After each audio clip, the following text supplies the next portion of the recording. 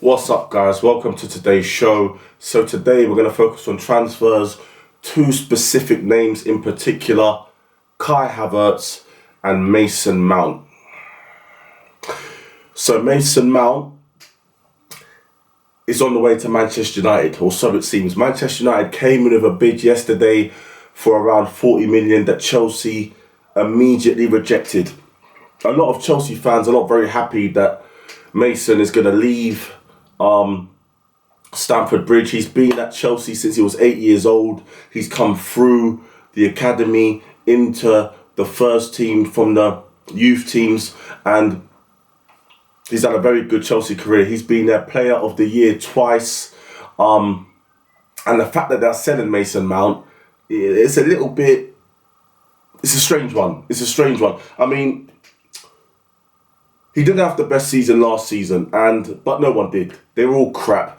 And all of the big fancy signings that they signed, like Enzo, he weren't pulling up trees. Havertz was shit.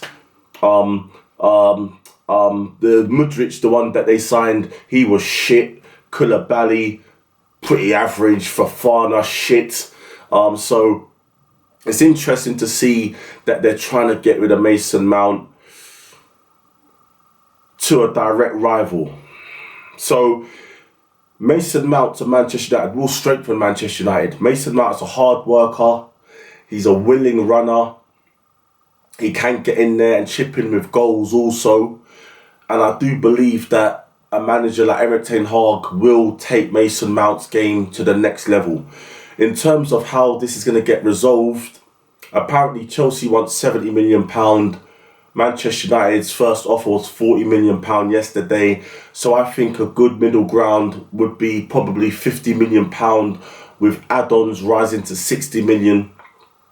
And I do think that Manchester United will end up signing Mason Mount. £50 million looks like a good middle ground between both clubs. I think 70 million is a little bit steep, especially the fact he's got 1 year left on his contract. When he goes to Manchester United, there's no doubt that he will improve that team. He is an upgrade to what they already have. And, you know, it's quite strange. It looks like Chelsea, they're trying to strengthen everyone around them. They're direct rivals to get into the top four.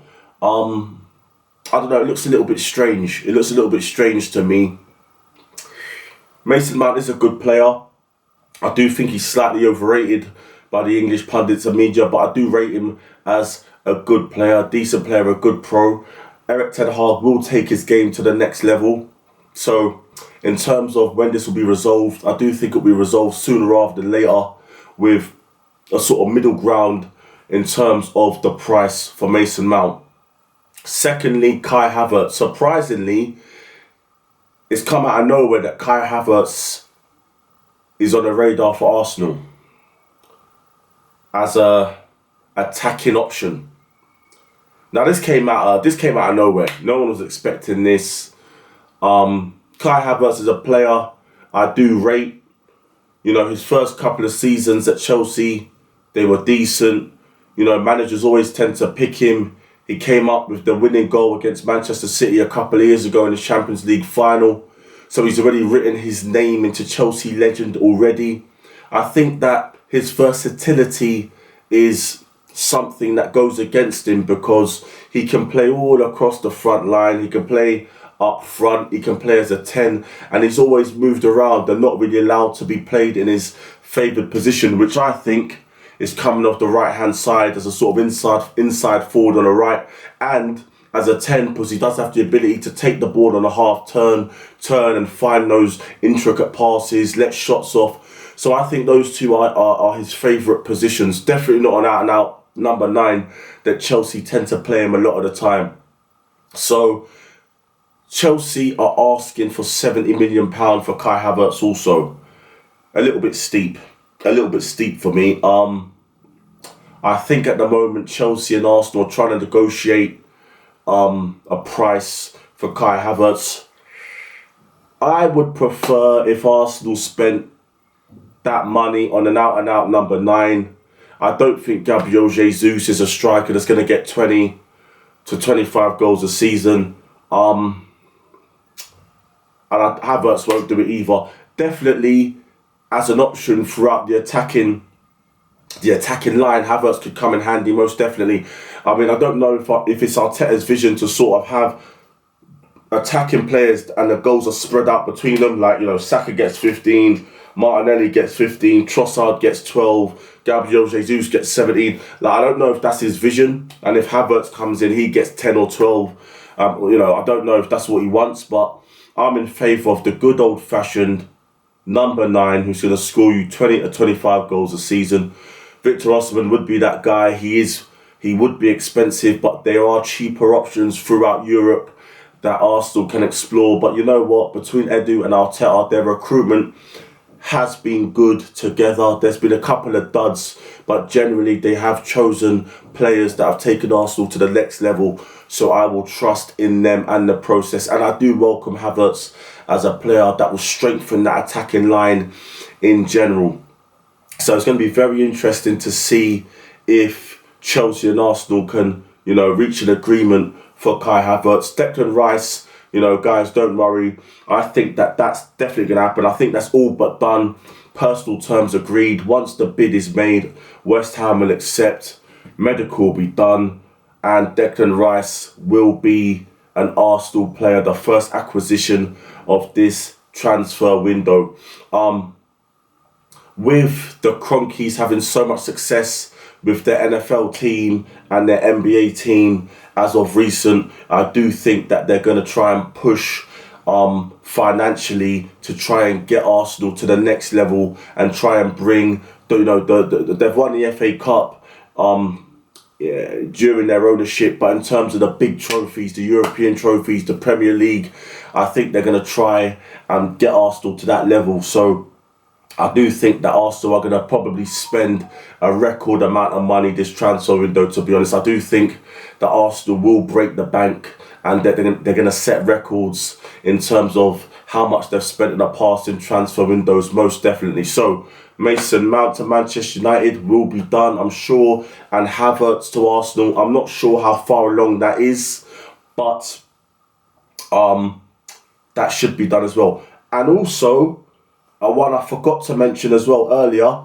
Barella to Newcastle. Now that one came out of left field. Inter Milan do need money. They're in financial trouble. They owe a lot of money. So I think they need to sell at least one or two of their superstars. I think they want to keep Lukaku. So I think they might try and sell Onana and Barella. Now, Barella is an Inter Milan fan. He supported Inter Milan since he was a boy.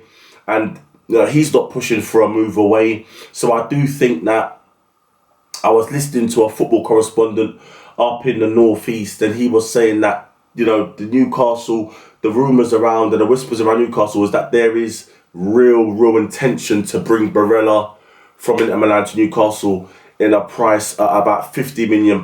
Now, Barella's about a 26, 27-year-old player, and a player of his quality for £50 million, that is an absolute snip, because Barella would definitely take Newcastle's midfield to the next level with Bruno Guimaraes, Joe Linton, Willock. Someone of Barella's quality would take them to the next level. Definitely. He is a phenomenal midfielder, and he had probably his best season of his career this gone season. So Inter Milan might not be too keen to sell, but they have to sell.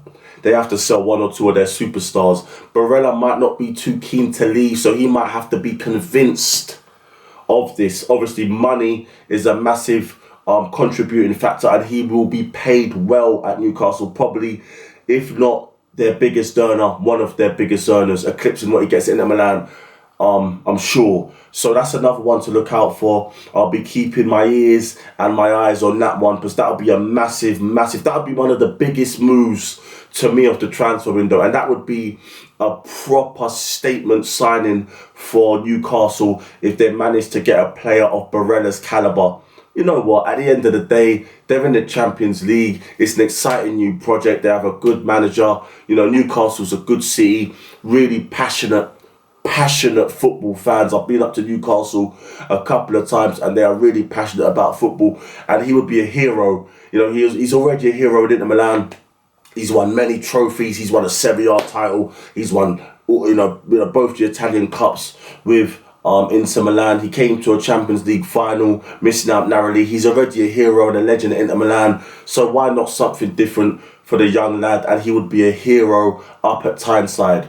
Alright guys, so this is going to conclude today's video. I'll be back tomorrow for another one, more transfer news. So please comment, smash the like, share and subscribe. And I'll see you tomorrow for another one. Peace.